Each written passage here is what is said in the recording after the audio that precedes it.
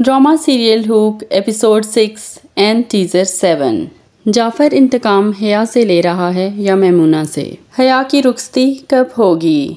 क्या मैमूना के करैक्टर की इस ड्रामे में कोई ज़रूरत थी? स्टोरी की बेसलाइन इतनी वीक क्यों रखी गई?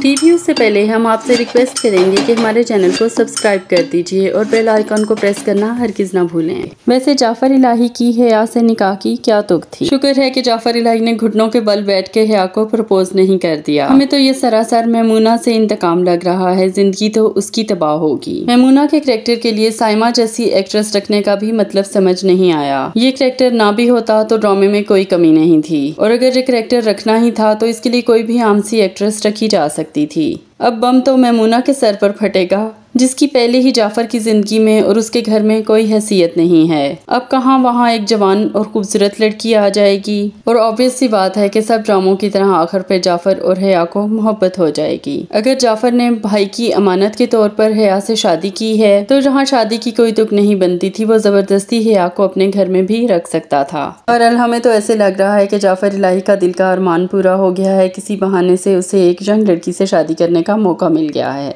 क्या ही अच्छा हो कि वो मैमूना को भी डिवोर्स दे दे और मैमूना की किसी ऐसे शख्स से शादी करवा दे जिसे मैमूना से मोहब्बत हो।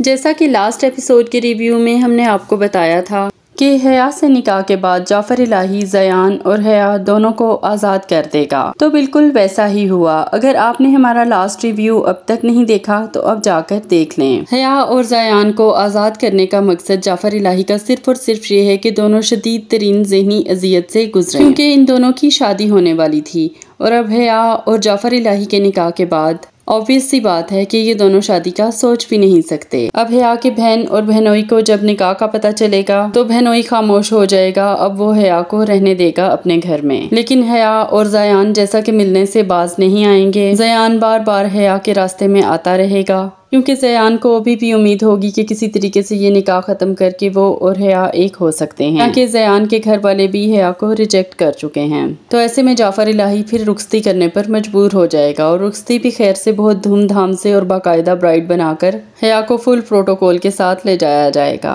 शहीर की जो बैक स्टोरी हर एपिसोड में हमें दिखाई जा रही है वो निहायत ही बेतुकी है। एक बंदा अपना रूम डेकोरेट कर रहा है, ब्राइडल ड्रेसेस के लिए डिजाइनर से कांटेक्ट में है, और रिश्ता अभी तक मांगा नहीं गया। इससे बेतुकी बात और भला क्या होगी? आखिर क्या दिखाने और समझाने की कोशिश की जा रही है? इतनी वीक स्टोरी की बेसलाइन है। या तो ये दिखाते कि हया ने झूठे वादे किए थे शहीर से, या फिर ये दिखा देते कि हया और शहीर की जबरदस्ती मंगनी कर दी गई थी, लेकिन हया जयान को पसंद करती थी।